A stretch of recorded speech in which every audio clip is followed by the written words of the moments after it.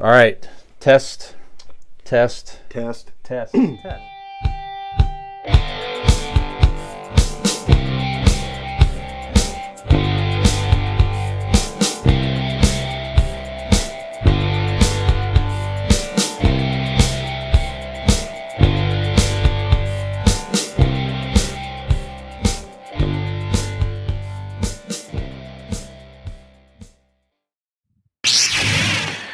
Hello there. Does it tie into Obi Wan Kenobi? If you know that line, then you're. That's right. We'll talk about that line too. That's right. That's right. So, Gen X Brian here with Xennial Dean. Welcome back to Convincing Idiots. So, one thing we finished watching, as we mentioned in the first segment, is the Obi Wan Kenobi series on Disney Plus. So. And I don't want you to think, Brian, again, if you're watching on YouTube, you are watching me do this. I don't want you to think that I am just blowing you off while you are introing this segment. But I, sir, am just going to start the Obi Wan Kenobi series. Who knows? We'll discuss that. Yep. Finale to have it on in my background while we talk about it. So Sure. That's what I'm doing. Just so you know, I'm not just going, okay, he's talking. I don't give a shit. I mean, I probably don't, but this time I am pulling up what we're actually talking about. So, all right, let's do it. So, Dean, of all the Disney Plus Star Wars series that's out there so far, so there's what? You have The Mandalorian, obviously. You had Book of Boba Fett. Yep. You had the animated one, which was what was that called? Not Is it Legends? Not Legends, but If you'd asked me a couple seconds earlier, I would have read it on the. We forgot it already. It's about the stormtrooper group, right? Anyway. Oh no! Bad Batch. Bad Batch. That's I thought you were talking about the cartoon Japanimation thing they did. Yeah. That's right. I love Bad Batch. Yeah. Okay. Bad Batch was awesome. I'm looking forward to season 2 coming up. I still haven't watched that yet. Dude, if you like the animation, if you like the Clone Wars and or Rebels, okay, it ties a lot of shit in. Okay. All right, and then obviously you had Obi Wan Kenobi. So where does Obi Wan Kenobi of all the series so far? How does that rank for you? Okay, for me, that series, Obi Wan Kenobi, ranks above the rest. Yeah, Mandalorian, it's close. It's close second. It is right under there. But the season finale of Obi Wan Kenobi, blows everything away. It gave you everything you needed. I've been reading online, and there's a lot of haters in their basement typing away on their keyboard, getting Cheeto dust on a lot of things. And I get that. And again, when I say that, I say it in jest. I am one of those guys. I may not live in my mom's basement. I'm being hyperbolic. But I'm saying is the Star Wars fans in general are very passionate and dickish, right? Oh, sure. Only to me, what I've encountered, the only thing worse is a goddamn professional wrestling fan. People need to critique and destroy the product of what's being presented to you, and doesn't realize that you need to just enjoy what is presented and accept it as somebody's art. Sure. These writers, directors, whoever it is, present it as art. We may criticize and critique, but in the end, it's us standing in a gallery looking at it going, it's beautiful. It might not be my favorite color, but it's beautiful. You recognize it as art. With that said, I don't give a fuck. Especially the finale of Obi-Wan Kenobi was delicious. It gave me everything I needed. like everything, yes, there's some things I could have tweaked, and I would have if it was me. But again, that goes back to that's me being dickish. But it gave you, it closed loops and gaps that needed to be. I don't care if you are just like the purest of purest Star Wars fan and you're taking the original trilogy and going, that is God's word. There's still some things in there that are, even without prequels or sequels, are a little confusing and don't quite make sense. From the New Hope to Return of the Jedi always needed some explaining, because as we all know, he had the rough idea, he being pronouns pal, he being George Lucas, had the general story out there. But it's written by not just him, so there was tweaking and stuff. So some things didn't quite jive, right? Mm-hmm. This, as some of the Mandalorian has done for the prequels or Rebels or some of the other properties, this filled in some gaps beautifully, made some things make sense, and not just going, okay, all right, we'll accept that. No, you go, fuck that fit like a dick, and you know what I'm saying. It fit right in there. I stopped myself. Don't give me that look. I'm a gentleman, Brian. I'm a gentleman, and I've been talking fucking way too long. Stop me and tell me what you thought. No, where does it rank for you? I'm with you. I mean, I'm going back and forth with some of the Mandalorian as well. You know, even some of the Mandalorian episodes got a little redundant. You know, to where it's like, okay, you know, he's another episode. I don't know, but yeah, it definitely it picked up steam. The Mandalorian did, but you know, this was entertaining. Every episode was entertaining. You know, Ewan McGregor is fantastic in this role, and like you said, it was clear that people sat down, thought through this, and they, you know, had ideas of some things that they wanted to tie together and close some loops. Right. And I'm with you. They did a nice job doing so. Even they were even tying stuff into some of the special edition crap that George Lucas added over time to tie things together and explain things nicely. So I thought all that was terrific. So let's talk about some of that maybe. So what are some of the loopholes? Hold on, please. Real quick, from what you had just said. Mm-hmm. You can tell that Obi Wan Kenobi. You could tell Mandalorian, Obi Wan Kenobi, and the Book of Boba Fett was all done by Star Wars fans.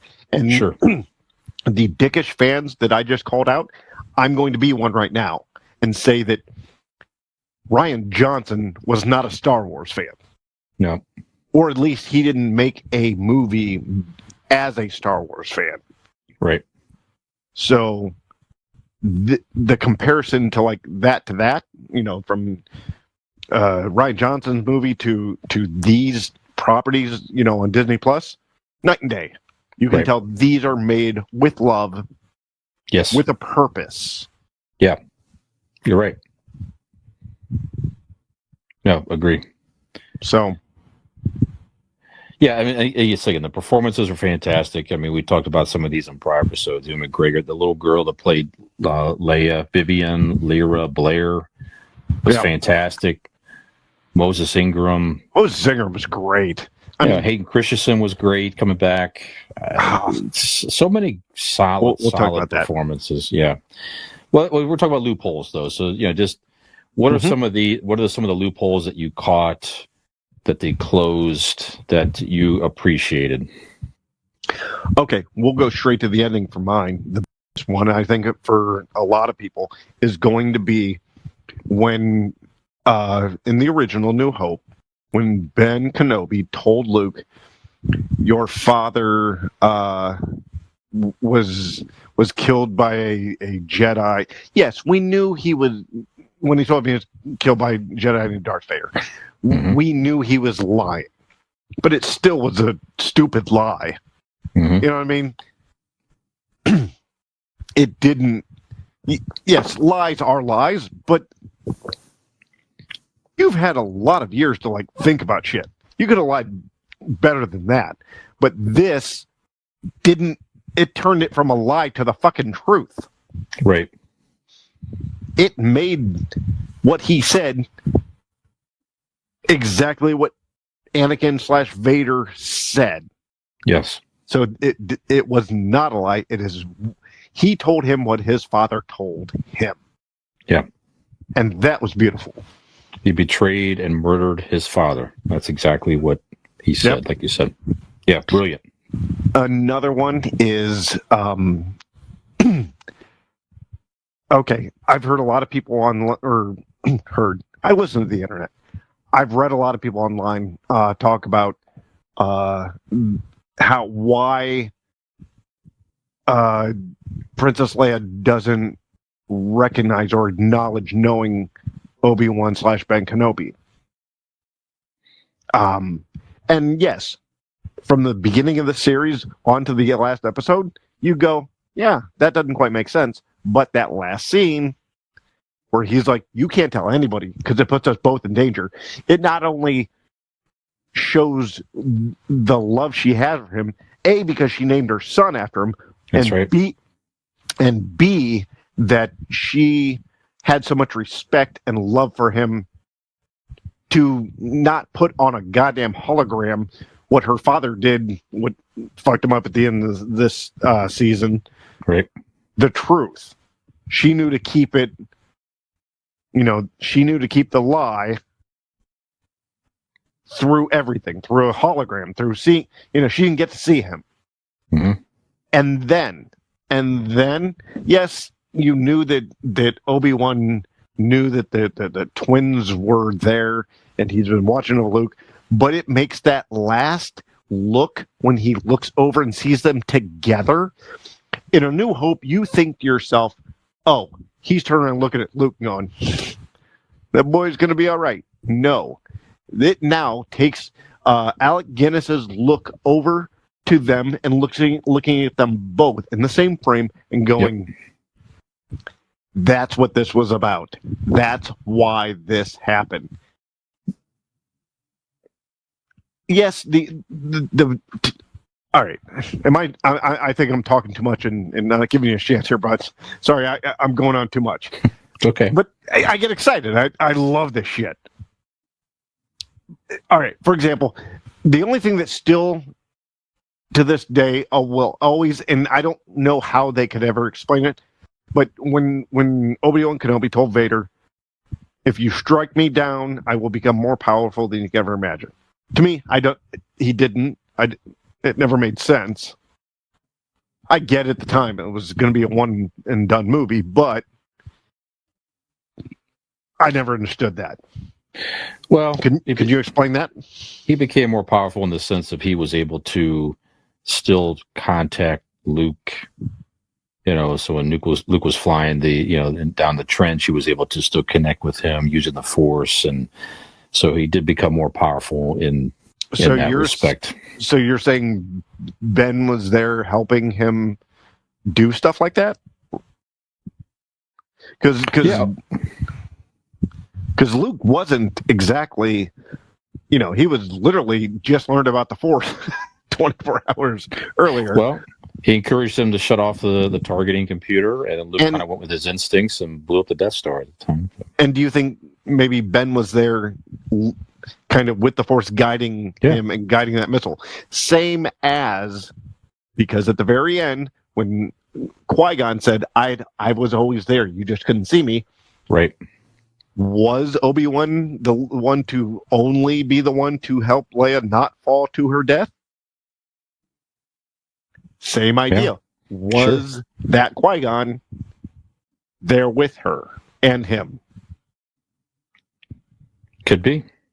So you just help me close that plot in my head. Yeah. And then I like the fact too that you know, in A New Hope, obviously he called Darth Vader Darth. He was not referring to him as Anakin, and they explained that nicely. I mean, they closed that loophole to where he fully accepted his friend to be dead and said, I failed you. I'm sorry. And my friend is truly dead, right along the lines of Luke saying that my father is truly dead in Return of the Jedi when he was turning him over to the Emperor, and that's what really got Vader thinking when Luke said that to him. That was the turning point of Vader at the time. Back, coming back to the good side, if you remember, because Vader's paused, in that hallway and he turned and was definitely thinking at that point, like, what am I doing here? So that statement came, full circle there. So I like that. I like that a lot. And some people pointed out even online when Ben cut Vader's helmet and hurt his head, that the scar on his head tied to the scar on Anakin's head when he removed his mask at the end of Return of the Jedi. Yeah. I didn't even think about that. That is beautiful. Yeah. Wow. Yeah. So blow my mind, man. Yeah, it was all very cool stuff, and I don't know. I mean, as a Star Wars fan, I was, like I said, I was thoroughly excited. It definitely took me back. I was the most excited to see that finale. More, I would venture to guess, I was probably more excited and entertained to see when Ben lifted those rocks, fighting Vader and flung them, and it's just that whole scene there. I was probably more excited to see that than probably anything of the last movie, for sure. There was only one miss in that scene. What's that? When Vader stands above him, that Vader didn't say, "Now I have the high ground." Yeah. Only thing. Other than that, perfect. I'm going to give it a 9.999 because he didn't say that line. Yep. I love seeing this. I love the Emperor. I love seeing the same actor come back, play the Emperor, tie that together, and had to kind of shift Vader's focus back to the cause, and then obviously playing the whole Imperial March theme to close that scene out. And Vader was then at that point. That's a loophole. You're right. Because you ask yourself throughout this, like, why doesn't he continue looking for him? Because Palpatine called him out on, you doing this is making you weak. It's making you second guess your evil shit. And he's like, no. Okay. I'm done. I won't search for him. I'm evil. Don't think anything about it. I'm evil. And of course, fast forward into the the original trilogy, Vader again becomes obsessed with tracking down Luke, and the Emperor kind of calls him out again, and Vader had to convince the Emperor, obviously, exactly, that he could be turned, but his desire to go after Luke is what ultimately brought him down. So does the Obi-Wan kid? Does it? I mean, I don't know. Does it make you appreciate the prequels more, Dean? Yes. Yes, it does. It gives you, without them, you couldn't have this understanding. A lot of this, A, wouldn't make sense. But B, let me start here. Hayden Christensen, I believe, got a bad rap. Yep. A lot of people complain back in the day, even today, he was such a shitty actor. He played Anakin the way Anakin was. He was a very tormented person. Even George Lucas said the whole point of Star Wars is to show how pathetic Darth Vader is. From beginning of childhood, I mean, what he didn't have to what he lost to what, and then even as Vader is in the costume is supposed to be, yes, he's an angry badass who can kill almost everybody, but he's essentially a sad sack. Like, he's a sad figure. Like, inside that costume, is a broken, beyond broken man.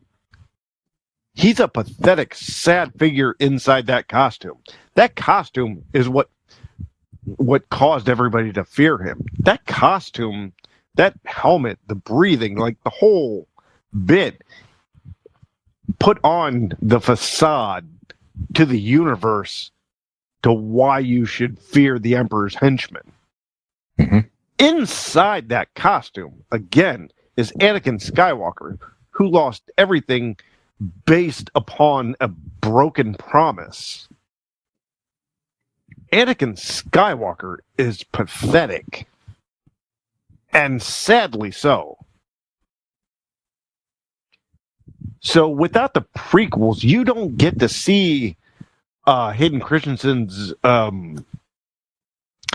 You don't get to see his what people call shitty acting. I call it perfect acting from what he was supposed to be portraying. Mm-hmm. And you don't get to see the rise and essentially the downfall. So, yeah, I don't know if I actually answer your question. No, you did.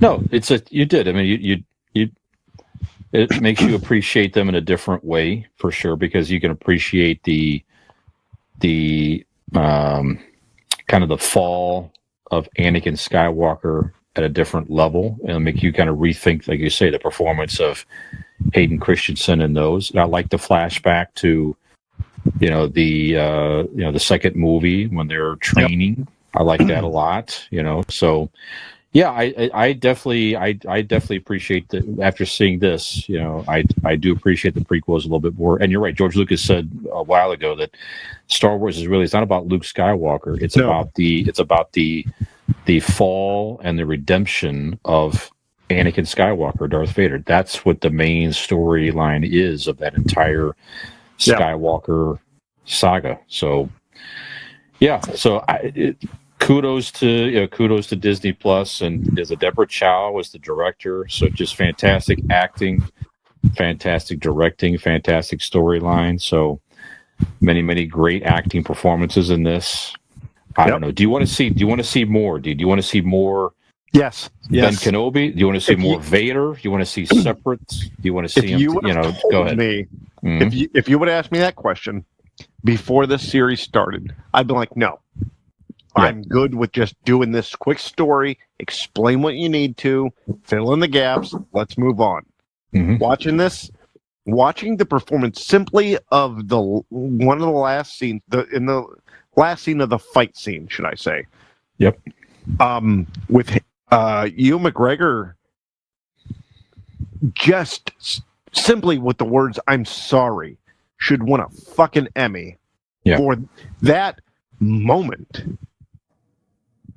It's just, that dude, let's pause and realize what America in the world has, and again, I'm talking about pop culture and movies and acting, what we have in Ewan McGregor. Holy shit, people. Yeah, it'll be interesting to see. We know that back in the day, in the original New Hope, Alec Guinness was nominated for Best Supporting Actor from Star. He was the only, and to this day, unless I'm missing something, the only actor to even be nominated for anything Star Wars, whether it be movies or anything else. So I'd be very interesting, because Billy D. Williams deserves anything he fucking wants. Sure, of course. But it'll be very interesting to see if Ewan McGregor, as the same role, is nominated for something for this. It'll be very interesting to see. So I hope he does. Yeah. He did. It's not. This isn't just another action series on a Plus network. This is not just a Star Wars series, a Star Wars movie. He did the showing of PTSD, and I said this in last week's episode. Right. The showing of PTSD that he had, because of course. Let's take we can put even the Vader thing on the sidetrack of what he had to do to his best friend and his brother, he went literally the Clone Wars. He was a war veteran. He had to do the most unfortunate thing you can think of to his friend in the PTSD type situation that he showed. To me, acting wise, was brilliant, beautiful, sad. Sure. So Hugh McGregor for an Emmy, in my opinion. Yeah. At least give him a goddamn Golden Globe, you sons of bitches. Sure, I'm with you. And even though you know exactly what's going to happen, you know he's going to live, you know Princess Leia is going to live, still tense. You're taking out of the beauty of it, Brian, is Deborah Chow, again, should not Emmy nominated. Deborah Chow took everything you knew of the last 40 years of Star Wars and put it on pause in your brain to watch that fight. Yeah, that's right. When those rocks are coming down, you're like, yes, of course, you're not a moron. You know what's going to happen. But a part of you is going, fuck. Oh, like, you're a little tense. Deborah Chow, again, give her a goddamn Emmy. She deserves it. She suspended our disbelief to the umpteenth degree. Absolutely. We had 40 years. We had 40 years to know the story. We had 40 years to know the fact. And she gave us 6 episodes and paused that for us. Yeah. Deborah Chow. Absolutely. Yep. All right. Great stuff. And I'm with you. Bring on more. It'd be interesting. Fast forward a little bit even. I want to see, that the Empire is now fully in power. Vader's been going around doing his thing. And then Ben's a little older, and maybe the kids are teenagers or something like that. And, was their life going from there, or maybe it's even closer to A New Hope, and that getting closer to that era. Everything that there's a lot more they can do. There's a lot more they can do. Anything they do, make fucking Luke aloof. Like he has no clue. Like it's one of those people that's like things are happening around him because of him, for him, and he has no clue. So when New Hope arises, he's literally a dumb farm boy because he just didn't see what was next to him. Yeah, he was allowed just to grow up and be a kid. Right. Exactly what he told it. And again, let's touch on that. That moment, that feeling in your heart, in your soul, in your body, when Ewan McGregor comes up to young Luke and says, "Hello there." Hello there. Yeah, that was great. Hey, that's what you're waiting for. That's when you came. Yep. Right? Like this has been the sex for 6 episodes. You're waiting for it. That's when you came. That's it. Yep. That's what now smoke a cigarette and go to bed. You're good. Somebody pointed out too that the toy ship, there's more of the details that they paid attention to. The toy ship that he gave Luke as a boy in New Hope, when the droids are getting cleaned up, Luke is playing with the same ship, the same toy. Right. Yep. Yeah. Great stuff. Let me shout out because, I don't want everybody to think that everything that I'm such a serious watcher. I am a serious watcher and I enjoy this immensely, but some of these facts and things I noticed was because of the YouTube channel New Rock Stars. Yes. I just wanted to give them a shout out. Terrific job. And Star Wars Theory, I watched that too, and he does a fantastic job pointing stuff out and whatnot. Yeah. So,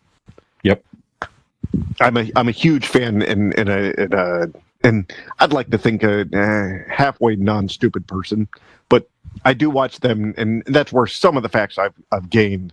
Yeah, some of the things I did notice, and some of the things I have put it upon myself, but I want to give New Rock Stars and Star Wars Theory a shout out for some of these facts that I learned.